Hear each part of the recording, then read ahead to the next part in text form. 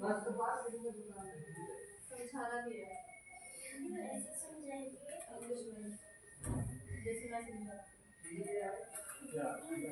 Hello guys. तो आज हम क्लास 10th का topic number coordinate geometry topic number chapter number 7 जो कि है आपका कोऑर्डिनेट ज्योमेट्री, वो चैप्टर आज हम कवर करने वाले हैं। बट ये होगा पहला पार्ट आपका। दूसरा पार्ट और भी इंटरेस्टिंग तब होगा जब आप लोग कमेंट बॉक्स में डालेंगे हाँ sir we are waiting for part 2, तभी मैं पार्ट 2 डालूंगा। नहीं तो दूसरा ऑप्शन ये भी है कि आप लोग मेरे 1000+ सब्सक्राइबर कर दीजिएगा, आप पार्ट 2 डाल दूंगा, ठीक है। सॉरी। तो आज हम करने वाले हैं कोऑर्डिनेट ज्योमेट्री। कोऑर्डिनेट ज्योमेट्री होता क्या है? कोऑर्डिनेट ज्योमेट्री होता क्या है? क्या होता है सर? हमें क्या पता? हमें पता होता तो हमारे थोड़ी, आपको अगर पता होता तो आप नहीं आते।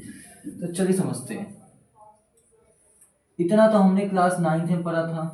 एक्सेस, एब्सिसा, ये सारी चीजें तो हमने क्लास 9th में पढ़ ली थी। इसको कहते हैं एक्स एक्सिस, इसको कहते हैं वो माइनस का वाई एक्सिस, इसको कहते हैं वाई एक्सिस, इसको कहते हैं माइनस का एक्स एक्सिस। ठीक है भाई। अब देखो भाई, सिंपल सी बात समझो यार।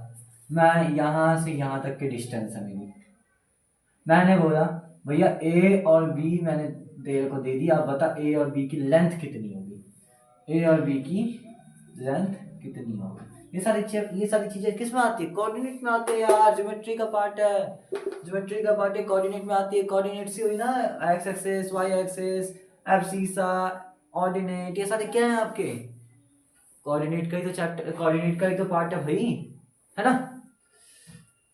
तो आप समझते हैं ए बी की लेंथ हम निकालेंगे कैसे? तो भैया इसका एक बहुत अच्छा फॉर्मूला है। अच्छा सर क्या फॉर्मूला? उसको कहते हैं भैया डिस्टेंस फॉर्मूला। क्या कहते हैं भाई? Distance formula.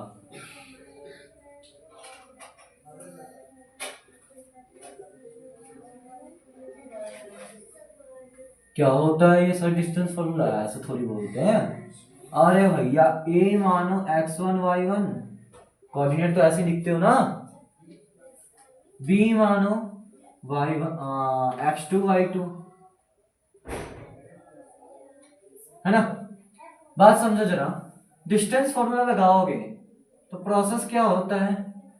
Under root x2 minus x1 का whole square plus y2 minus y1 का होल स्क्वायर, या तो ये लगा लो या फिर under root x1 minus x2 का whole square plus y1 minus y2 का होल स्क्वायर।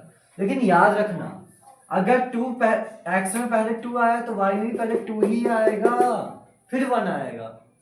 या फिर अगर 1 आया है x में पहले तो y में भी 1 ही पहले आएगा, याद रखना, ठीक है?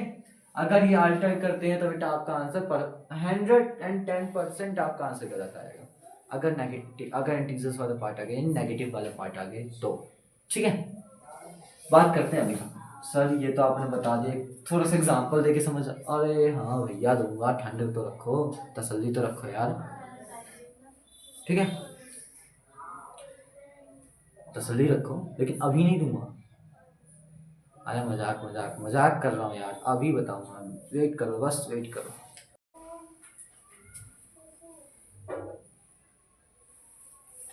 अच्छा मान के चलो ए की लेंथ मैंने दे दी -2, 4, बी दे दिया मैंने आपको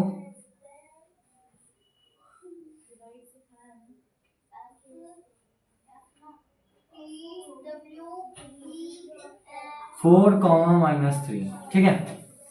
ध्यान से देखना, हमने डिस्टेंस फॉर्मूला क्या पढ़ा था?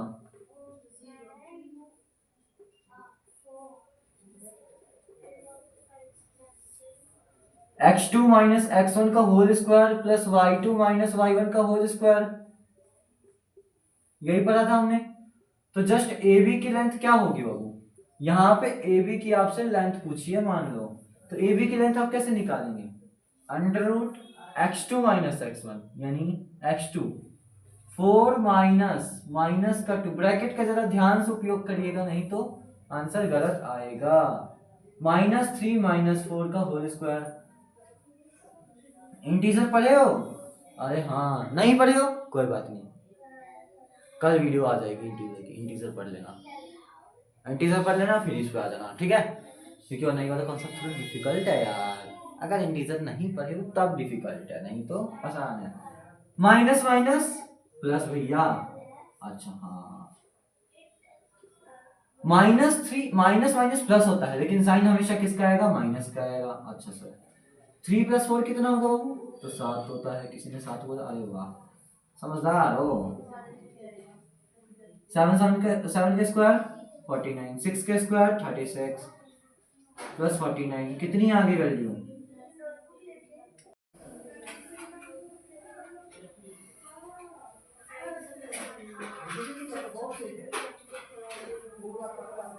ठीक है, अब 85 का क्या कर लो? प्राइम फैक्टर कर लो,